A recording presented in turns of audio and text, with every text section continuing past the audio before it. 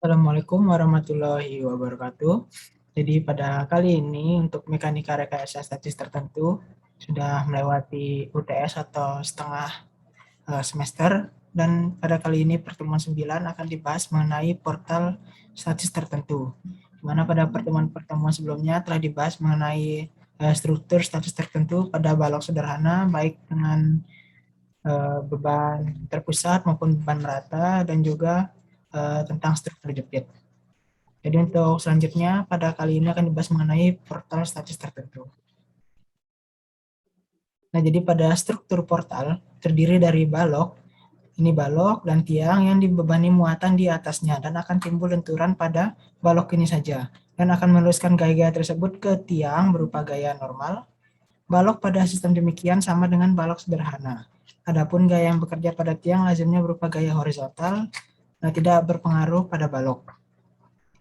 Nah, jadi jika pada tiang ini ada gaya horizontal, maka tidak ada pengaruh pada balok ini. Jadi yang pengaruh pada tiang ini yaitu beban vertikal pada balok. Jadi jika pada beban vertikal ini, maka beban vertikal yang terjadi pada balok akan diteruskan ke tiang hingga ke tumpuannya. Nah, jadi untuk beberapa contoh bangunan yang memiliki portal, itu hampir semua bangunan memiliki portal. Jadi sederhananya itu kuda-kuda. Nah, jadi ini kuda-kuda atap. Jadi ini ada tiang penyangganya, ini ada tiang penyangga, ini balok, dan ini langsung atap.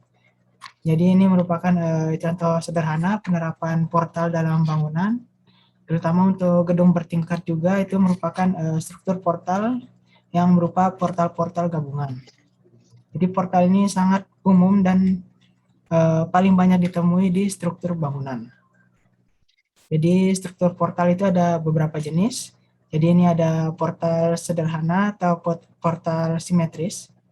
Jadi peletakannya itu biasanya untuk portal ada sendirol.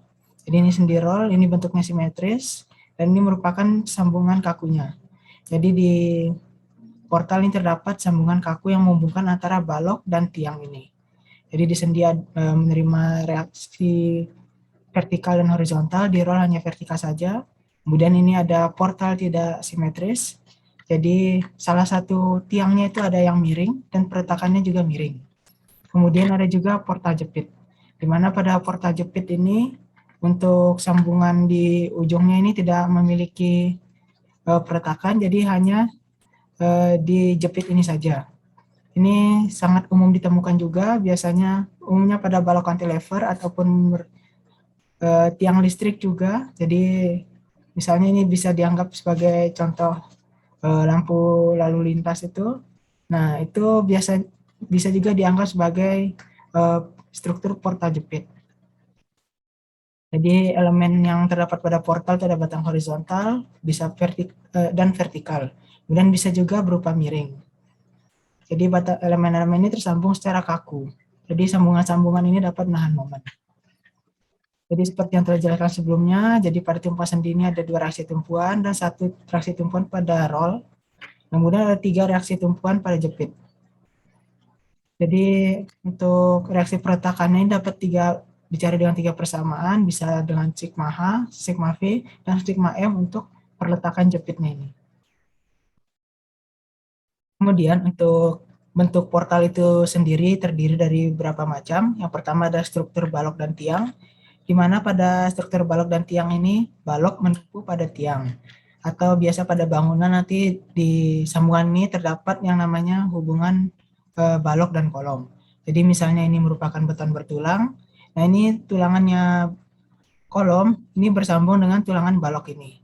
Kemudian ada portal kaku, di mana portal kaku ini merupakan satu kesatuan. Nah, biasanya portal kaku ini dapat dilihat di struktur seperti ini, bisa ditemukan di pembangunan drainase atau gorong-gorong. Bentuknya ini ada ya, portal biasa. Kemudian ini ada portal segi banyak. Jadi di mana portal segi banyak ini biasanya terdapat di kuda-kuda atau di atap bangunan yang atapnya ini tidak lurus seperti yang ditunjukkan gambar sebelumnya. Ya, jadi seperti gambar ini, gambar ini bisa dianggap sebagai portal segi banyak. Nah, ini bisa portal segitiga. Namun jika sudutnya lebih banyak lagi, maka disebut dengan portal segi banyak. Nah, biasanya ini untuk menumpu atap yang ada di atas sebuah bangunan. Kemudian ada portal lengkung. Nah, ini portal lengkung ini bisa juga dianggap sebagai untuk jembatan busur. Jadi pada struktur portal yang dibebani muatan vertikal, jadi akan menimbulkan gaya lentur pada balok dan gaya normal pada tiang.